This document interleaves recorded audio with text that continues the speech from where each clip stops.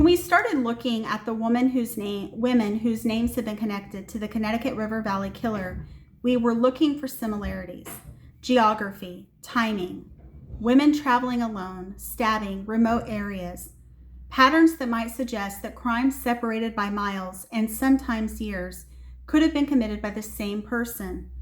But Heidi Lynn Martin made me stop, because sometimes the most important question isn't what fits. Sometimes it's what doesn't. And Heidi's case doesn't fit neatly at all. She was 16. On May 20th, 1984, Heidi Lynn Martin was 16 years old. She was a student at Hartford High School in Vermont. She ran track, she cross-country skied, she helped an elderly woman in her community with chores. Her parents remembered a capable student, a good athlete, and a girl with a loving heart. And that morning, Heidi had been doing something that probably felt enormous when you're 16. She had been looking at her first car. She went shopping with her parents and found one she liked. Her parents were apparently willing to help her buy it, but Heidi wanted to earn the money herself. She was 16. There were jobs to work, a car to buy, school, sports, friends, an entire adult life waiting for her. Later that day, Heidi went for a jog. She didn't come home. The search. Heidi was familiar with the area. People reportedly remembered seeing her jogging there before. But when she failed to return home that evening, her family knew something was wrong. A search began. And on May 21st, a little more than a day after Heidi left home, the search ended in the woods near Heartland Elementary School. Heidi was found in a shallow brook. Her younger sister, April Stone, would later remember something else that day. The school was so close to the recovery area, the teachers closed their classroom shades while authorities brought Heidi's body out of the woods. Think about that for a moment. Children were sitting inside their elementary school classrooms. Outside, investigators were recovering the body of a 16-year-old girl. And somewhere else, Heidi's family was beginning a nightmare that still hadn't really ended. April later remembered seeing the devastation on her mother's face when she learned Heidi had been murdered.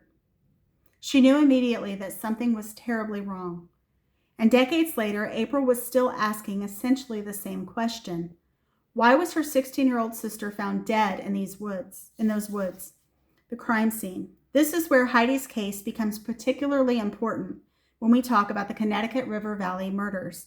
Because yes, Heidi had been stabbed, but that description leaves out quite a bit. According to accounts of her autopsy, Heidi suffered 4 stab wounds to her chest and abdomen. Some reportedly penetrated her heart, but investigators also found water, dirt, and sediment in her lungs and stomach. The evidence indicated that Heidi had drowned. Her upper body had been found partially submerged in the brook. And there was another unusual detail. Her clothing appeared to have been removed and then put back on incorrectly. Her bra was reportedly recovered downstream. There was reportedly no evidence of sexual assault. And we need to be very careful here. We don't know what those actions meant. We don't know whether the offender was staging the scene, trying to conceal something, exercising control, attempting to restore Heidi's appearance, or doing something for a reason that only the killer understood.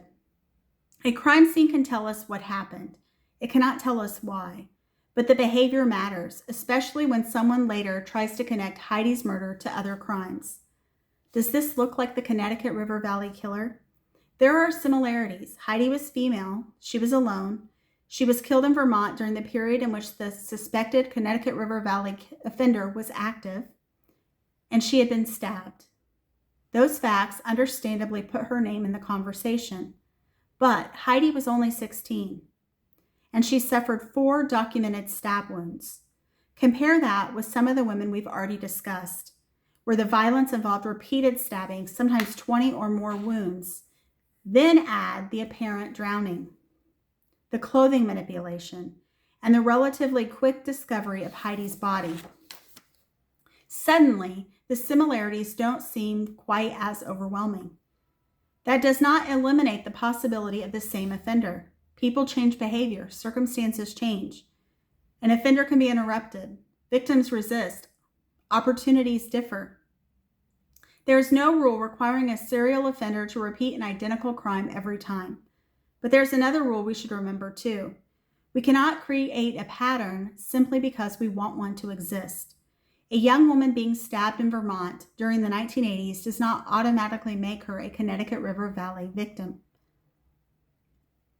And Heidi's case already had another suspect. In fact, police believe they had found him remarkably quickly. Let's talk about Delbert Tallman.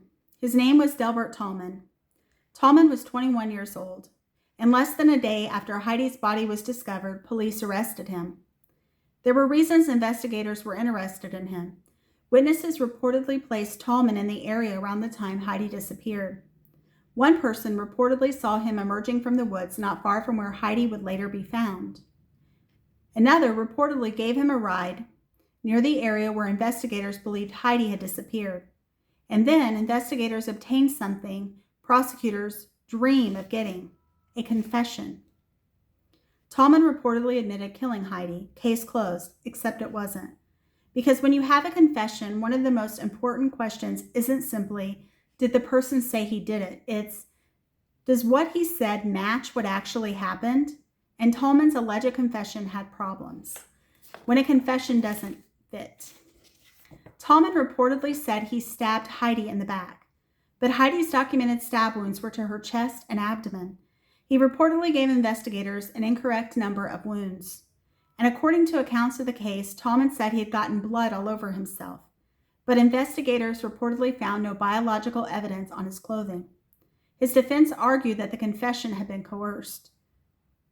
They portrayed Tallman as particularly vulnerable to interrogation and argued that he had essentially begun agreeing with investigators rather than providing an independently reliable account of Heidi's murder.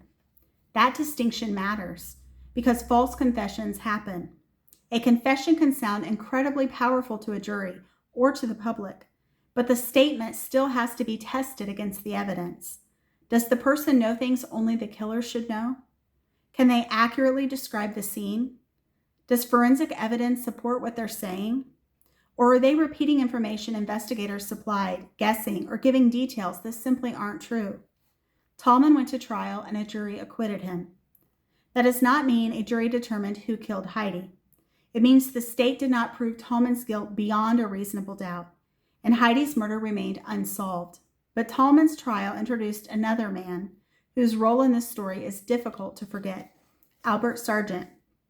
Albert Sargent was living with Tallman, and Sargent apparently knew things about Heidi's murder, very specific things. Accounts of the case say Sargent knew how Heidi's body was positioned in the water. He reportedly knew the number of stab wounds, and he reportedly knew about a distinctive twisted hemlock tree near the brook where Heidi was found. That raises an obvious question. How did Albert Sargent know those things? Sargent had an explanation, and it was extraordinary. He claimed to be clairvoyant. According to accounts of this trial, Sargent essentially claimed that he had obtained information about Heidi's murder through visions involving Tallman's mind. But there was another reason the defense wanted the jury looking closely at Albert Sargent. Sargent reportedly had a troubling history of his own. Accounts describe previous institutionalization following violent incidents, and one of those incidents reportedly involved an assault on a young woman after she rejected his sexual advances. We need to be extremely careful with what that means. It does not establish Sargent killed Heidi. It is not established that Heidi knew Sargent. It is not established that he approached her. And there is no evidence we found establishing that Heidi rejected him. But it does leave us with an important unanswered question. How did he know so much about the crime scene? There may be an innocent explanation. Some details may have already been public. Tallman could have told him things. Sargent could have learned information through people involved in the investigation, or there may be another explanation entirely. More than 40 years later, we shouldn't pretend to know something the evidence doesn't establish. But we also shouldn't pretend the question isn't there. And then there's what happened later. Tallman's acquittal is not the end of the story. Years after Heidi's murder, Tallman was convicted in an unrelated case of 2 counts of lewd and lascivious conduct on a child. He later encountered additional legal problems involving sex offender registration. Those later crimes do not prove that Tallman murdered Heidi. That's important. A later conviction cannot retroactively repair weaknesses in an earlier murder prosecution. And someone can be guilty of one terrible crime and innocent of another. Tallman's later history may make us uncomfortable, but discomfort isn't evidence. Heidi deserves better than having us choose her killer based on which person makes us feel the worst. So who killed Heidi? That's the question. Was Delbert Tallman's confession genuine despite the discrepancies? Was someone else in Heidi's community responsible? Did Heidi know who killed her? Did someone know her jogging routine? Did the unusual handling of her clothing have meaning? Why was she drowned after or during an attack involving stabbing? And what exactly did Albert Sargent know? Then, finally, was Heidi Lynn Martin another victim of the Connecticut River Valley killer? I don't know, and I don't think the evidence we've examined gives us permission to pretend that we do. Yes, there are similarities, but there are also meaningful differences, and those differences matter, because when we start with a serial killer theory and work backward, there is a danger that every unsolved murder involving a woman, a road, and a knife begins to look connected. That's not investigation, that's confirmation bias, which we've warned you about before. Sometimes finding the truth means willing to break your own theory. Heidi, and that's why I don't want to end this story with Tallman or Sargent or even the Connecticut River Valley killer.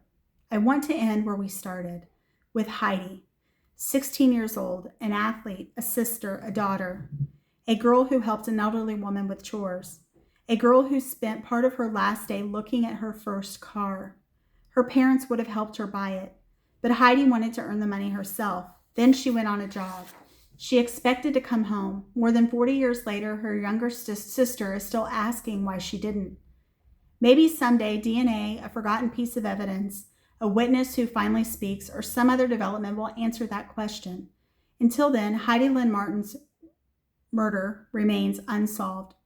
And whether she ultimately belongs in the story of the Connecticut River Valley killer or not, she belongs in ours. Because Heidi was never just another victim on a list. She was 16 years old, she had a future, she was already working toward. And Heidi Lynn Martin still deserves to know who took it from her. Thank you so much for tuning in to Grace and Gavel, where truth meets compassion. My name is Buffy. I'm an almost 18-year criminal defense attorney. If you got value in this, please consider liking and subscribing and maybe commenting if you have questions. Additionally, I would also like to say I really appreciate your support. It means a lot to me, and I hope you have a great rest of your day. Bye-bye.